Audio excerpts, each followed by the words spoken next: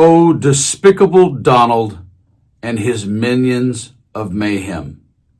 The only problem is this isn't some tour show at Universal Studios. This is the fate of the United States of America in this breaking story.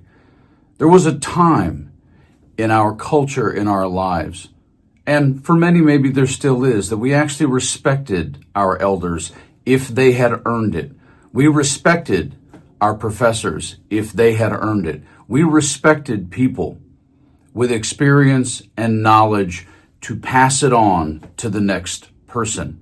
That doesn't mean sometimes you have to question authority. I do. But it is a different story when an entire branch of our government refuses to do their job.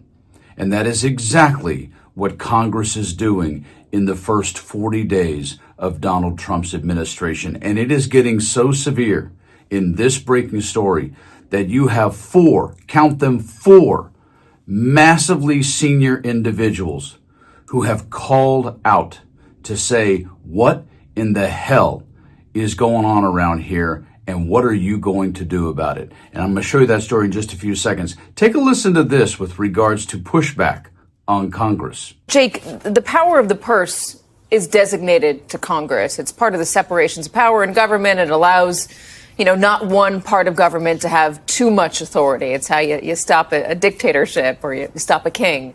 How does Congress feel about Donald Trump? Congress has completely abdicated, Katie. Republicans in Congress, let me be clear, have completely abdicated their role as a separate, equal branch of government. Mike Johnson, we wrote a couple weeks ago in Punchbowl News, is basically conducting his job as Speaker of the House as an aide of sorts to Donald Trump. Congress has absolutely no views of its own and waits for Trump to say what he's going to say and to weigh in how he will weigh in.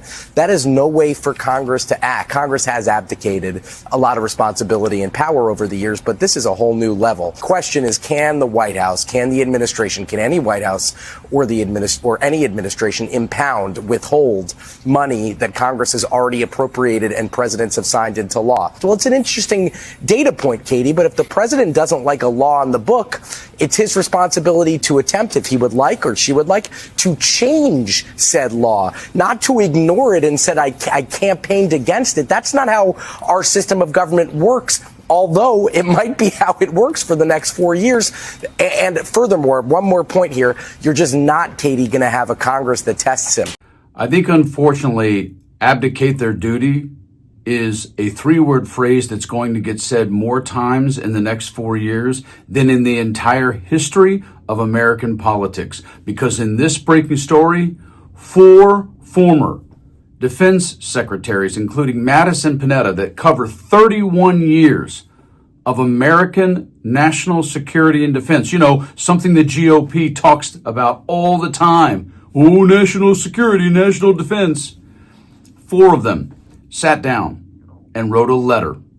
And this breaking story, this is what they had to say.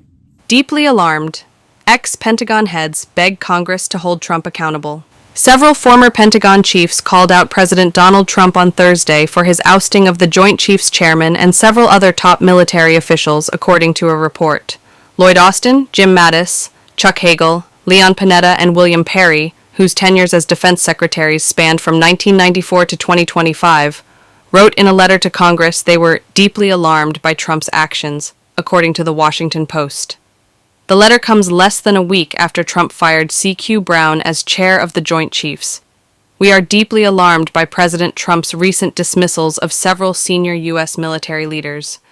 We write to urge the U.S. Congress to hold Mr. Trump to account for these reckless actions and to exercise fully its constitutional oversight responsibilities, the ex-officials said.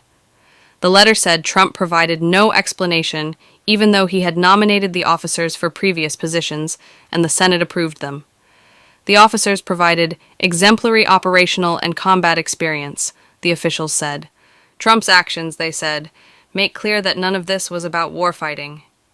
Mr. Trump's dismissals raised troubling questions about the administration's desire to politicize the military and to remove legal constraints on the president's power. We, like many Americans, including many troops, are therefore left to conclude that these leaders are being fired for purely partisan reasons, the letter said. They called on congressional lawmakers in both chambers to hold immediate hearings to evaluate the national security implications of the dismissals, and said the House and Senate should demand the administration justify each firing and explain why the move violated Congress's legislative intent that the chair of the Joint Chiefs serve a 4-year term. In the meantime, they said, senators should refuse to confirm new Pentagon appointments, including that of retired Lieutenant General Dan Kane as the next chair of the Joint Chiefs. President Trump's actions undermine our all-volunteer force and weaken our national security. Talented Americans may be far less likely to choose a life of military service if they believe they will be held to a political standard. Those currently serving may grow cautious of speaking truth to power, or they could erode good order and discipline by taking political actions in uniform. And the public's traditionally high trust in the armed forces could begin to wither, the letter said.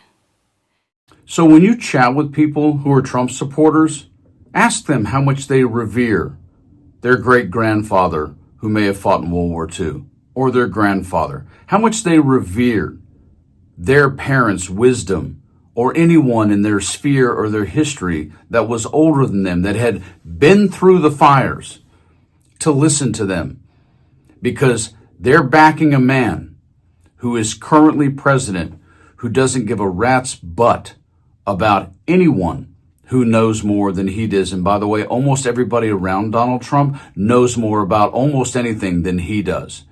He knows a lot about manipulating people who don't have a high education. He knows a lot about manipulating people that he knows who will just bow to him because of the color of his skin. But Donald Trump doesn't know much. And so the fact that Trump supporters are literally dismissing the value of life experience and expertise is where we're headed in this country.